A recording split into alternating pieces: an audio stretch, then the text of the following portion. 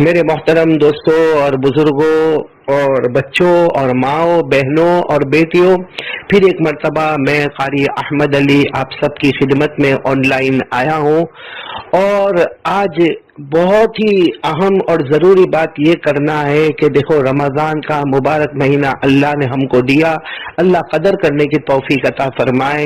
ایک عاشرہ تو گزر گیا، مطلب رحمت کا عاشرہ مکمل ہو گیا، دعا کرو اللہ نے اپنی رحمت ہم سب کو عطا کی ہو، اور اب مغفرت کا عاشرہ ہے۔ میرے محترم دوستوں بزرگ ماؤں بہنوں، مغفرت کا سیلاب اللہ نے اتارا ہے، مغفرت کا سیلاب اللہ نے اتارا ہے۔ اللہ اس میں ہم سب کی مغفرت فرمائے۔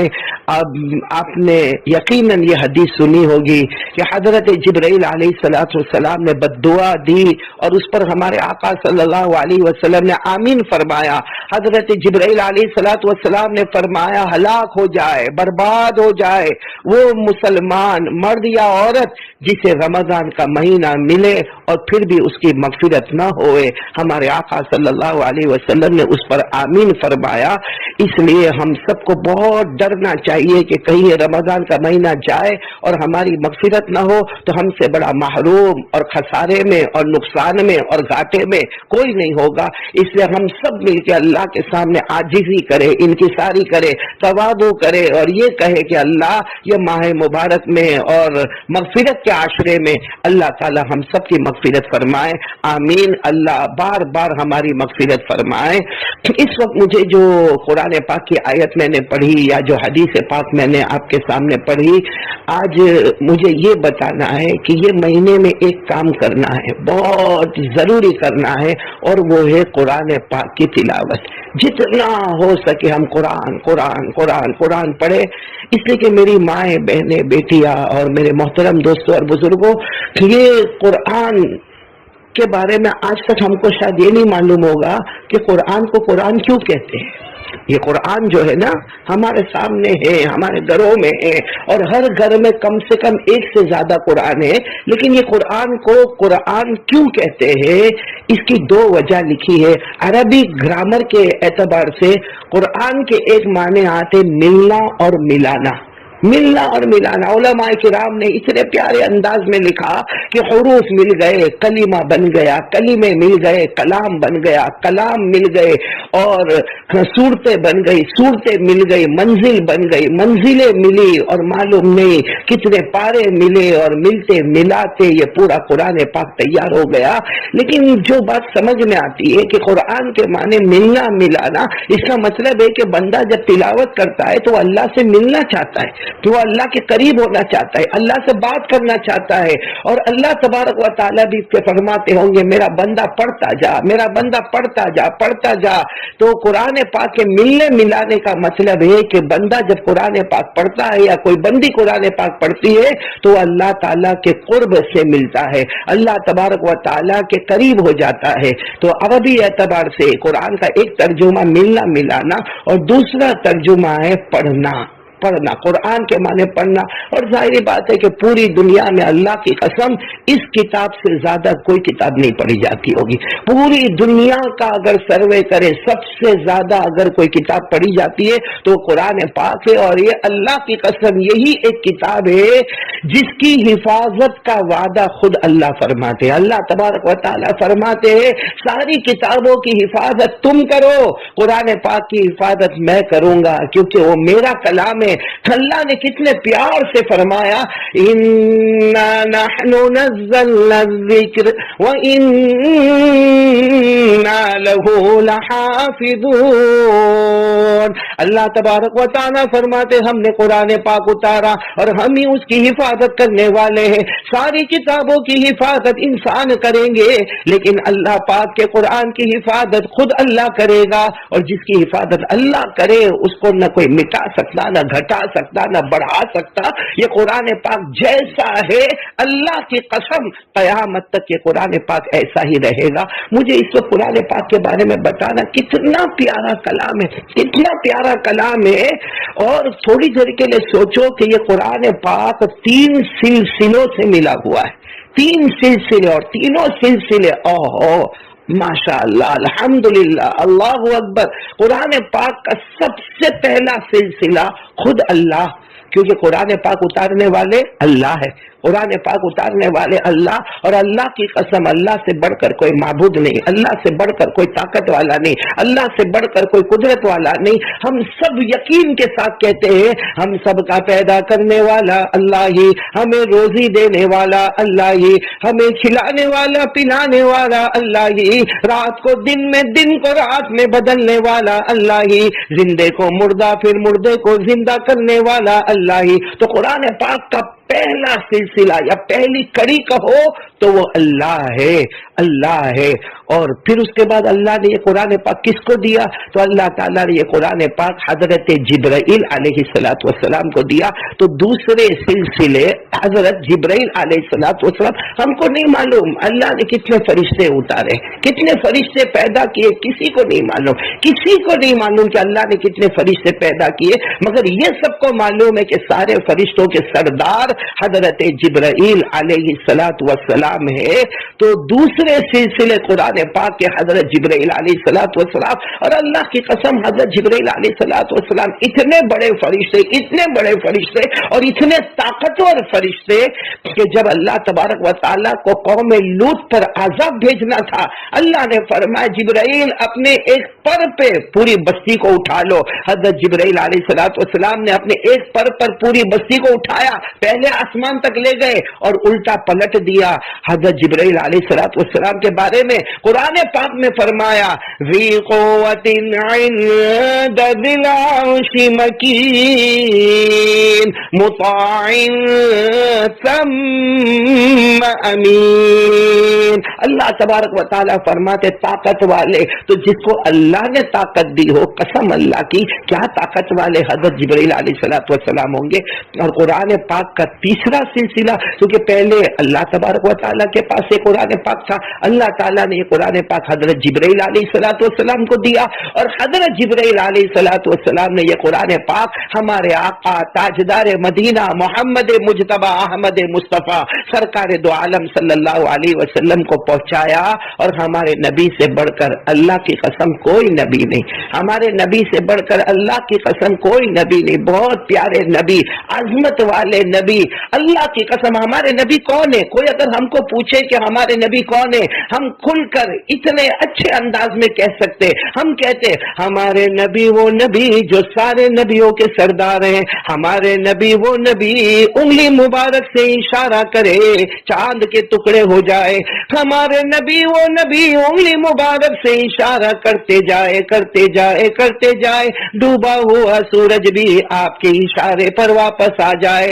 اللہ کی قسم ہمارے نبی وہ نبی مکہ کے جنگلوں میں چلے، مکہ کے بیابان میں چلے، مکہ کے صحرا میں چلے، ہر درخت ہر پتھر آپ کو سلام کرنے پر مجبور ہو جائے، ہر درخت اور پتھر سے آواز آئے السلام علیک یا رسول اللہ، السلام علیک یا نبی اللہ۔ تو قرآن پاک کے تین سلسلے، سب سے پہلے خود اللہ جل جلالہ عم نوالہ، نمبر 2 حضرت جبرائیل علیہ السلام، نمبر 3 ہمارے آقا تاجدار مدینہ محمد رسول اللہ صلی اللہ علیہ وسلم۔ اور قرآن پاک کا یہی انٹروڈکشن خود اللہ فرما رہے ہیں پارہ نمبر 19 میں، پارہ نمبر 19۔ آپ ایک ایک آیت کو غور سے سنیں، اللہ کتنے پیار سے فرماتے ہیں وَإِنَّهُ لَتَنزِيلُ رَبِّ الْعَالَمِينَ نَزَلَ بِهِ الرُّوحُ الْأَمِينُ عَلَى قَلْبِكَ لِتَكُونَ مِنَ الْمُنذِرِينَ بِلِسَانٍ عَرَبِيٍّ مُبِينٍ۔ اللہ تبارک و تعالیٰ فرماتے قرآن کو نازل کرنے والا میں خود اللہ ہی، قرآن پاک کو اتارنے والے، کس پر اتارنے والے، کس کو دینے والے۔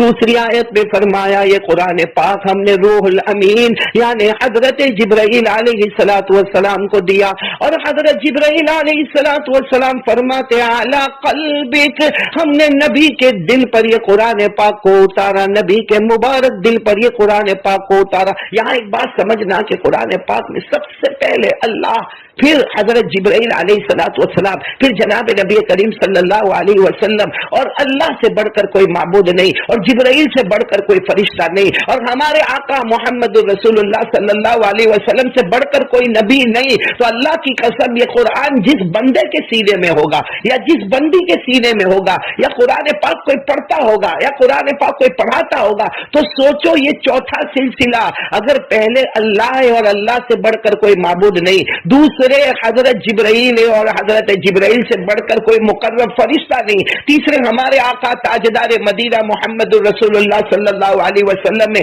और इनसे बढ़कर कोई नबी नहीं। तो अब चौथा सिलसिला, जिसके सीने में ये कुरान होगा, जिसकी जबान पर कुरान होगा, अल्लाह की कसम उससे बढ़कर भी कोई और इंसान नहीं होगा, कोई और जिन्नात नहीं होगा, वो सबसे अजीम होगा, वो सबसे बड़ा होगा, वो सबसे प्यारा होगा, वो सबसे बड़ा अल्लाह का लाडला होगा, जिसके सीने में कुरान पाक हो। मुबारक है वो बच्चे जिन्होंने कुरान पाक हिफ्ज किया, मुबारक है हाफिजों की जमात, मुबारक है हमारी वो बेटियां हाफिजात की जमात कि आज अल्लाह ने उनको अफजलुल इंसान बनाया, सारे इंसानों में से अल्लाह ने चुना। ये जितने हाफिज कुरान है ना, उनको तो इतना शुक्र अदा करना चाहिए कि अल्लाह चाहता तो कुरान पाक किसी को भी देता, लेकिन मालूम नहीं अल्लाह को वो बंदा पसंद आया, उसका दिल पसंद आया, अल्लाह ने उसके दिल को बर्तन बनाया और बर्तन बनाकर अपना पाक कलाम उसमें रखा।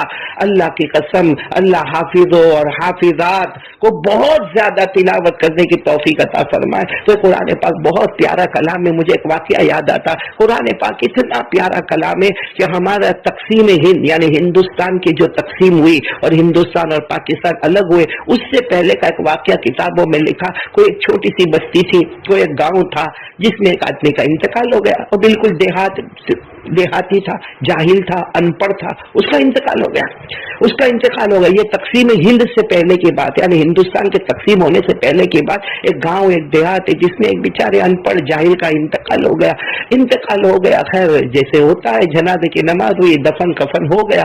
एक लंबे जमाने के बाद उस कब्रिस्तान में कोई जगह खोदने की जरूरत पेश आई। अब वो खोद रहे थे, खोदते खोदते इस आदमी की कब्र को भी खोदा गया, तो देखा कि कब्र के अंदर जैसे इत्र की खुशबू आ रही है, और कफन का कपड़ा वैसा ही है, कफन का कपड़ा मैला भी नहीं हुआ है, और वो ऐसे ही सो रहे हैं जैसे लोग उनको जमाने पहले लिटा कर गए। जल्दी जल्दी लोगों ने ऊपर मिट्टी डाली, और मिट्टी डालकर दौड़ते दौड़ते इनके घर पर आए। इनकी बीवी से पूछा कि तुम्हारे शोहर क्या अमल करते थे? उनकी बीवी ने कहा, ना मेरे शोहर तो ना हाफिज थे, ना कारी थे, ना आलिम थे, मेरे शोहर तो जाहिल थे, अनपढ़ थे, कुछ भी नहीं आता था उनको। कहा नहीं, अभी हमने कब्रिस्तान में एक जगह को खोदा, खोदते खोदते हमसे वो कब्र का कुछ हिस्सा खोदा गया, तो अभी तो आपके शोहर का कफन का कपड़ा भी मैला नहीं हुआ है, अभी तो मतलब कब्र में मुश्क की और इत्र की खुशबू आ रही है, और कब्र में अभी तक सब कुछ वैसा ही है, ऐसा लगता है कि अल्लाह ने उनकी कब्र को जन्नत का बाग बनाया है, तो कोई तो तुम्हारे शोहर अमल करते होंगे। वो बीवी रोने लगी और रो कर कहने लगी कि अल्लाह की कसम मेरे शोहर का कोई बड़ा अमल नहीं था, इतना अमल था कि वो फजर की नमाज पढ़ने जाते थे, और जिस मस्जिद में वो फजर की नमाज पढ़ते थे वहां मामूल था कि फजर के बाद सब लोग कुरान पढ़ने बैठ जाते। अब मेरे शोहर को तो कुरान पढ़ना आता नहीं था, तो वो मस्जिद से निकल जाते थे, और वो बीवी कहती मुझे बराबर याद है, रोज फजर के बाद रोते रोते घर में आते थे, और मैं पूछती थी आप रोते क्यों? तो कहते सब लोग कुरान पढ़ने बैठ गए, मुझे तो कुरान पढ़ना आता नहीं है, मैं सीखा ही नहीं हूँ, मैं कुरान पढ़ना ही नहीं जानता, तो मुझे शर्म आती है कि वहां मैं बैठूं, इसलिए मैं वहां से उठकर आ गया। फिर वो बीवी कहती फिर आते घर में बिल्कुल वापस एक मरतबा वजू करते और कुरान पाक को हाथ में लेते, और हर लकीर पर अपनी उंगली फेरते जाते और कहते अल्लाह मुझे नहीं मालूम इसमें क्या लिखा, अल्लाह मुझे नहीं मालूम इसमें क्या लिखा, लेकिन जो तूने लिखा है वो सही है अल्लाह। फिर दूसरी लकीर पर हाथ फेरते, अल्लाह इसमें भी जो तू लिखा ना मुझे नहीं मालूम क्या लिखा, और मुझे पढ़ना भी नहीं आता, लेकिन जो तू लिखा है वो भी सही है, और जो लोग पढ़ते हैं वो भी सही है। इस तरीके से कुरान पाक में बहुत देर तक सारी लकीरों पर अपनी उंगली फेरते जाते। जब वहां के उलमा ने ये बात सुनी तो कसम खाकर कहा कि ये कुरान पाक का एहतराम और कुरान पाक की मोहब्बत है जिससे अल्लाह ने उनकी قبر کو جنت کا باغ بنایا۔ میرے محترم دوستوں اور بزرگوں، جو قرآن پاک پڑھنا نہیں جانتا، جس کو قرآن پاک پڑھنا ہی نہیں آتا ہے، وہ صرف قرآن پر اپنی انگلی گھماتا ہے اور گھمانے کے بعد کہتا ہے اللہ تو نے جو لکھا ہے وہ حق ہے، اس پر اللہ اس کی مغفرت کر دیتے ہیں۔ تو جو لوگ قرآن پڑھنا جانتے ہیں اور پڑھتے ہیں اور تجوید کے ساتھ پڑھتے ہیں اور اچھا پڑھتے ہیں اور پھر رمضان کے مبارک مہینے میں پڑھتے اور نماز میں پڑھتے، اللہ کی قسم سوچو ان کی مغفرت کا کیا عالم ہوگا۔ لیکن آج ہمارے گناہوں کی وجہ سے اللہ ہم سے ناراض ہو گیا ہے۔ میری ماں، بہنیں، بیٹیاں، آج جو کورونا وائرس ہے یہ کچھ نہیں ہے، یہ اللہ کا قہر ہے، اللہ کا غضب ہے، اللہ ہم سے ناراض ہے۔ یہ لاک ڈاؤن کیا ہے؟ اللہ ہم سے ناراض ہے۔ ہم کو مسجد میں جانا کیوں نہیں ملتا؟ اللہ ہم سے ناراض ہے۔ ہم کو عمرہ کرنے کیوں نہیں ملتا؟ اللہ ہم سے ناراض ہے۔ ہمارے لیے حرمین شریفین مدینہ اور مکہ کے دروازے کیوں بند ہو گئے؟ اللہ ہم سے ناراض ہے۔ ہم اپنے حلال روٹی پر کیوں نہیں جا سکتے؟ اپنی دکان پر کیوں نہیں جا سکتے؟ ہم تو کوئی حرام کام نہ کرتے تھے، ہم تو کپڑے بیچا کرتے تھے، لیکن اللہ نے سب چیزوں سے روک دیا ہے کیونکہ اللہ ہم سے ناراض ہے۔ اور یہی وہ قرآن پاک ہے جس کو پڑھ کر ہم اللہ کو راضی کریں گے۔ تو میری ماں، بہنیں، بیٹیاں، جتنا ہو سکے ہم قرآن پاک پڑھے۔ قرآن پاک اتنا پیارا ہے۔ ایک واقعہ میں آپ کو بتاؤں، ایک شخص تھے عرب میں، بہت مشہور شاعر تھے اور بہت ہی مشہور، عربی کی فصاحت، بلاغت، طلاقت، عربی کا گرامر اور سلاست گویا ان کی زبان پر تھی۔ ان کا نام تھا طفیل، ان کا نام تھا طفیل، پورا نام تھا طفیل بن عمرو الدوسی، طفیل بن عمرو الدوسی۔ یہ مکہ مکرمہ ہے۔ جب مکہ مکرمہ ہے تو سارے مکہ کے بڑے بڑوں نے ان کو گھیرا اور ان کو کہا دیکھو تم شاعر ہو، تمہارے پاس عربی زبان ہے، اس کی فصاحت ہے، اس کی بلاغت ہے، اس کی سلاست ہے۔ یہاں ایک محمد نام کا آیا ہے، وہ بھی کچھ عربی میں پڑھتا ہے، اور جب وہ پڑھتا ہے اور اس کو قرآن کہتا ہے اور لوگ ایمان قبول کر لیتے، اس لیے آپ پورے مکے میں سب کی ملاقات کرنا مگر ان کی ملاقات نہیں کرنا۔ یہ طفیل فرماتے کہ مکہ والوں نے مجھے اتنا ڈرایا کہ میں نے روئی لی اور اپنے کان میں رکھ دی۔ اس لیے روئی لے کر کان میں رکھ دی کہ میں محمد کا کلام سنوں ہی نہیں، جب سنوں گا نہیں تو کچھ آگے بات بڑھے گی نہیں۔ کہتے ایک دن ہو گئے، 2 دن ہو گئے، 3 دن ہو گئے، میں اسی طرح باہر نکلتا تو روئی کان میں رکھ دیتا تاکہ کہیں محمد کا کلام میرے کان میں نہ پڑے اور میں اپنے مذہب سے اور اپنے دھرم سے ہٹ نہ جاؤں۔ لیکن کہتے 3-4 دن کے بعد میں صبح میں نکلا، کعبے کے پاس میں نے دیکھا کہ محمد ہے، تو میں اپنے دل میں سوچنے لگا یہ کیا پڑھتے وہ میں سنوں تو صحیح، کیونکہ میں بھی تو عربی جانتا ہوں، میں عربی کا بہت بڑا ماہر ہوں، عربی کی فصاحت اور بلاغت اور سلاست اور طلاقت تو مجھے معلوم ہے، تو میں تھوڑی کہیں گمراہ ہو جاؤں گا۔ یہ کہتے میں قریب گیا، پہلے تو اپنے کان میں سے روئی نکالی اور پھر میں کعبے کے پاس گیا، میں نے دیکھا کہ اس وقت محمد کچھ پڑھ رہے تھے۔ طفیل کہتے ہیں میں وہیں بیٹھ گیا، کیا پڑھ رہے تھے ہمارے نبی؟ وہی قرآن پاک اور وہی سورہ انعام کی کتنی پیاری آیت ہے۔ طفیل کہتے ہیں میں نے وہ یاد کر لی۔ کون سی آیت ہے؟ الحمدللہ الذی خلق السماوات والارض وجعل الظلمات والنور ثم الذین کفروا بربهم يعدلون هو الذی خلقکم من طین ثم قضى اجلا واجل مسمى عنده ثم أنتم تمترون وهو الله في السماوات وفي الأرض يعلم سركم وجهركم ويعلم ما تكسبون۔ ہمارے آقا محمد رسول اللہ صلی اللہ علیہ وسلم خانے کعبہ کے پاس ہی قرآن پاک کی 3 آیتیں پڑھ رہے، جس کا مطلب یہ ہے کہ آسمانوں کا پیدا کرنے والا، زمینوں کا پیدا کرنے والا، اجالا لانے والا، اندھیرا لانے والا، سب کچھ اللہ ہی ہے۔ اللہ ہی کے لیے تعریف ہے۔ اللہ ہی نے ہم کو مٹی سے بنایا، اللہ ہی ہمیں موت دینے والا، اور اللہ ہی وہ اللہ ہے جو آسمانوں میں بھی ہے، زمینوں میں بھی ہے، ہمارے ظاہر کو جاننے والا، ہمارے باطن کو جاننے والا، ہم جو کچھ کرے سب کچھ جاننے والا اللہ ہی ہے۔ بس ہمارے آقا صلی اللہ علیہ وسلم یہ آیت کریمہ پڑھ رہے تھے، وہ طفیل بن عمرو کہتے میں سنتا ہی رہ گیا، سنتا ہی رہ گیا، یہاں تک کہ میرے نبی پڑھ لیے اور اٹھے اور اپنے گھر کی طرف گئے۔ طفیل کہتے میں بھی ان کے پیچھے پیچھے گیا، جیسے میرے نبی گھر میں گئے طفیل کہتے میں بھی گھر میں گیا اور میں نے جا کر کہا محمد محمد میرا نام طفیل ہے، میرا نام طفیل ہے، میں قبیلے دوست سے آیا ہوں اور میں عربی بہت اچھی جانتا ہوں، مگر آج جو تم نے ہمیں کلام سنایا، جو میں نے کعبے کے پاس تمہارا کلام سنا، ما ھذا قول البشر، یہ انسان کا کلام نہیں، یہ اوپر والے کا کلام ہے۔ ہمارے نبی نے فرمایا ہاں یہ میرا اللہ کا کلام ہے اور تم ایمان قبول کر لو۔ طفیل نے کہا اسی لیے تو آپ کے دروازے پر آیا ہوں، میں چاہتا تو وہی کعبے کے پاس ایمان قبول کر لیتا، لیکن میں نے سوچا نہیں، میں ہمارے نبی کے پیچھے جاؤں گا، ان کے نقش قدم جاؤں گا اور جا کر ایمان قبول کروں گا۔ ایک بڑی آواز سے کہا اشہد ان لا الہ الا اللہ واشہد ان محمد رسول اللہ صلی اللہ علیہ وسلم۔ تو میرے ماں اور بہنوں اور میرے محترم دوستوں، یہ قرآن پاک تو وہ ہے جس کی آیت سخت دل سے سخت دل کے اوپر جاتی ہے تو اس کے دل کو بھی موم بنا کر پیارے نبی صلی اللہ علیہ وسلم کا سچا پیارا عاشق بنا دیتی ہے۔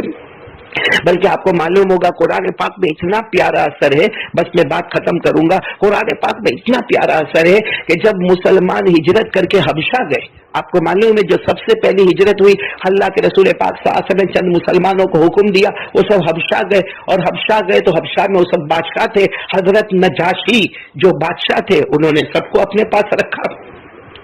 جب مکہ کے بڑے بڑوں کو پتا چلا کہ مسلمان تو حبشہ چلے گئے اور وہاں کے بادشاہ نجاشی نے بہت آرام سے ان کو رکھا ہے، اچھا کھلانا پلانا، اچھا گھر مکان کپڑا سب کچھ دیا ہے، تو مکہ کے بہت سارے لوگ آئے، حبشہ آئے اور نجاشی کو سمجھانے لگے کہ یہ لوگ جو آئے ہیں نا، جو حبشہ آئے، جن کو آپ کھلا رہے ہو پلا رہے ہو، جن کے روٹی کپڑے مکان کا آپ نے انتظام کیا، یہ سب بے دین لوگ ہیں، یہ سب کم عقل لوگ ہیں، یہ ہمارے مکے کے بڑے لوگوں میں سے نہیں ہے۔ تو نجاشی تو بادشاہ تھے، انہوں نے کہا بھائی وہ جماعت کو بلاؤ جو آئی ہے، چنانچہ وہ جماعت آئی، یعنی وہی جو ہجرت کر کے آئے تھے حبشہ میں مسلمان، وہ سب آئے، ان میں سب سے آگے حضرت جعفر رضی اللہ تعالیٰ عنہ تھے۔ حضرت نجاشی جو نجاشی بادشاہ تھے انہوں نے پوچھا تم کیا کہتے ہو؟ کہا ہم یہی کہتے لا الہ الا اللہ، اور مکے میں جو محمد ہے وہ ہمارے رسول ہے، وہ ہمارے پیغمبر ہے صلی اللہ علیہ وسلم۔ تو حضرت نجاشی نے کہا مجھے کچھ قرآن پڑھ کے سناؤ۔ بس وہ کیا کہنا، وہ حضرت جعفر نے جو سورہ مریم کو کھولا، 16ویں پارے میں جو سورہ مریم ہے اس کو پڑھنا شروع کیا، پورا مجمع دھاڑے مار کے رونے لگا، اور نجاشی بادشاہ دھاڑے مار کے رونے لگا۔ ابھی تو حضرت جعفر نے سورہ مریم کا وہ پورا حصہ بھی مکمل نہ کیا، اس سے پہلے نجاشی نے کہا بس رک جاؤ، میں بھی ایمان قبول کرتا ہوں، اشہد ان لا الہ الا اللہ واشہد ان محمد رسول اللہ۔ وہ حضرت جعفر نے کیا پیارے انداز میں پڑھا ہوگا، اللہ نے فرمایا کاف یا عین صاد ذکر رحمت ربک عبدہ زکریا اذ نادى ربه نداء خفیا۔ یہ سورہ مریم کی ابتدائی آیت ہے، اور معلوم نہیں حضرت جعفر نے کیسے ایمان میں آ کر یہ پڑھا ہوگا، پورا مجمع دھاڑے مار کے رونے لگا۔ نجاشی بادشاہ نے ایمان قبول کیا، وہاں حضرت طفیل بن عمرو الدوسی رضی اللہ تعالیٰ عنہ نے ایمان قبول کیا۔ تو میری ماں بہنوں بیٹیوں، خاص کر کے میرے محترم دوستوں بزرگوں، لاک ڈاؤن ہے، گھر میں بیٹھے ہیں، موبائل پر اپنا وقت نہ برباد کرے، آئی پیڈ پر اپنا وقت نہ برباد کرے، خوب پڑھے۔ یہ لاک ڈاؤن میں سوچے اللہ نے مجھے تلاوت کا موقع دیا ہے، میرا یہ رمضان ایسا ہوگا کہ پہلے ایسا اچھا رمضان نہیں آیا، اس سے اچھا، یعنی ہر رمضان میں اگر میں نے کسی نے ایک قرآن ختم کیا، کسی نے 2 کرنے والے 10 بھی ختم کرتے، 20 بھی ختم کرتے، اللہ سب کو ہدایت دے اور زیادہ سے زیادہ تلاوت کی توفیق دے۔ لیکن ہم سوچے کہ یہ رمضان لاک ڈاؤن ہے نا، میں گھر میں ہوں، اتنا پڑھوں گا اتنا پڑھوں گا اتنا پڑھوں گا، اور اللہ کی قسم قرآن کریم کا ایک حرف پڑھو ایک نیکی، ایک حرف پڑھو ایک نیکی، اور ہمارے نبی فرماتے ایک نیکی اللہ لکھتے نہیں، ڈائریکٹ 10، مطلب ایک حرف کے 10۔ اور حدیث پاک میں کیا لکھا، کتنے پیار سے لکھا کہ اگر کوئی الف لام میم پڑھے تو یہ مت سمجھنا کہ ایک حرف پڑھا، الف ایک حرف ہے، لام ایک حرف ہے، میم ایک حرف ہے، تو لام الف پہ 10 نیکی، لام پہ 10 نیکی، میم پہ 10 نیکی، تو کل ملا کر کتنی ہو گئی؟ صرف الف لام میم پر 30 نیکی، اور رمضان میں 70 گنا زیادہ جو ہم کو معلوم ہے ہر ثواب میں ہوتا ہے۔ تو قرآن پاک کا ایک ایک حرف، کتنی پیاری روایت ہے۔ ہمارے نبی پاک صلی اللہ علیہ وسلم نے فرمایا، قال قال رسول اللہ صلی اللہ علیہ وسلم، من قرأ حرفا من کتاب اللہ فلہ بہ حسنہ والحسنۃ بعشر امثالها لا اقول الف لام میم حرف لیکن الف حرف ولام حرف ومیم حرف۔ ہمارے آقا محمد رسول اللہ صلی اللہ علیہ وسلم فرماتے، میرے کسی بھی امتی نے قرآن پاک کا ایک حرف پڑھ لیا، سمجھو ایک نیکی، اور ایک نیکی اللہ کے یہاں نہ ہوتی، اللہ کے یہاں ایک نیکی کا مطلب ہے 10 نیکی۔ اور ہمارے نبی فرماتے کو میں یہ نہیں کہتا کہ الف لام میم ایک حرف ہے، بلکہ الف ایک حرف ہے، لام ایک حرف ہے، میم ایک حرف ہے۔ تو بڑا نیکی کا سیزن ہے، رمضان کا مبارک مہینہ، مغفرت کا عشرہ ہے، بہت قرآن پاک پڑھے۔ ابھی میں نے 1-2 روز پہلے ایک بات پڑھی، اس وقت سے دل میں ایسا ہو رہا ہے ہمارا کیا ہوگا، ہمارا اللہ ہم سے راضی ہوگا کہ نہیں ہوگا، ہمارا کیا ہوگا، اللہ ہم سے راضی ہوگا کہ نہیں ہوگا، بہت فکر رہتی ہے۔ ابھی میں نے 2 دن پہلے پڑھا کہ حضرت علی رضی اللہ تعالیٰ عنہ نے فجر کی نماز پڑھائی، فجر کی نماز پڑھائی۔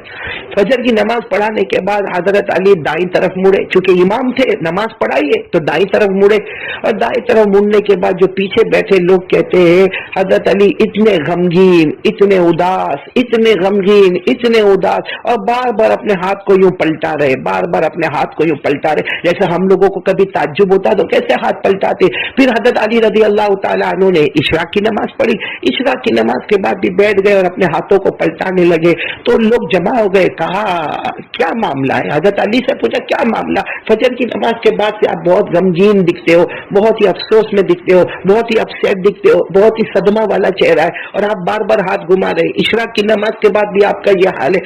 حضرت علی نے فرمایا مجھے اب وہ لوگ نظر نہیں آتے جو میرے نبی کے زمانے میں تھے، مجھے وہ عبادت نظر نہیں آتی جو میرے نبی کے زمانے میں تھی۔ اور حضرت علی نے روتے ہوئے کہا کہ وہ زمانہ کیسا زمانہ تھا کہ صبح میں جب صحابہ کرام مسجد میں آتے تھے تو ان کی پیشانی پر ایک نشان ہوتا تھا جس سے پتہ چلتا تھا کہ یہ رات کو تہجد میں قرآن پاک لے کر کھڑا ہے، اور معلوم نے کتنی دیر تک قیام کیا، کتنا لمبا رکوع کیا، کتنا لمبا سجدہ کیا۔ اور کہتے ہیں حضرت علی کہتے آپ کو معلوم ہے جیسے فجر کی نماز ہوتی صحابہ کرام اپنی اپنی جگہ بیٹھ کے ایسا ذکر کرتے تھے، ایسا لگتا تھا جیسے باد صبا میں درخت جھومتے ہیں، ویسے جھوم جھوم کر صحابہ ذکر کرتے تھے۔